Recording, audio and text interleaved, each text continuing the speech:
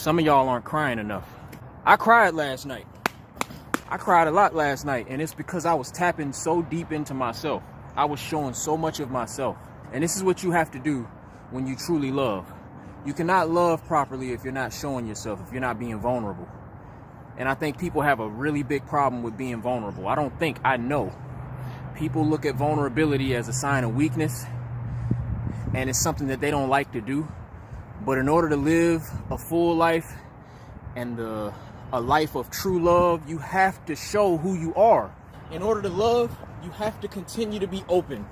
The moment you close yourself off, you cannot properly love. You cannot give love, and you cannot receive the love that you need. You got to be open. You got to be vulnerable. If not, you're being a shell of yourself. You're being closed off. And how can you love properly when you're closed off? If people can't see who you really are. And in loving other people properly, you learn to love yourself properly, because when you show yourself to somebody you love, you're really showing yourself to yourself. And that's the moments when you cry. Because the hardest thing to do is to look at who you are. Not the good parts, but the parts of yourself that need healing, the parts of yourself that you got to work on. When you reveal those things to yourself through the people that you love, because the people you love are going to expose things about you.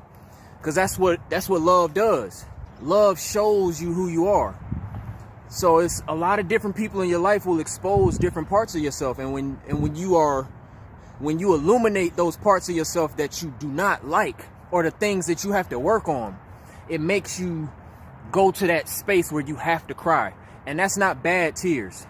I'm not talking about the cries where you're just depressed and you're just sulking all day. When you cry, it should always be about the healing. It should always be about revealing yourself to yourself and to the ones you love. And in being open and being vulnerable and crying, that's how we become closer to one another. Because that's when people develop more of a respect for you and a more of an understanding. You cannot understand a person if they are not being open with you. Being open is hard. It's hard. You're gonna have to face things about yourself that you don't like.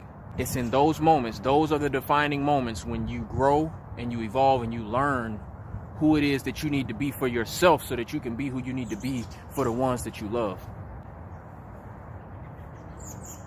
It is cold as hell out here. I'm not gonna lie to you.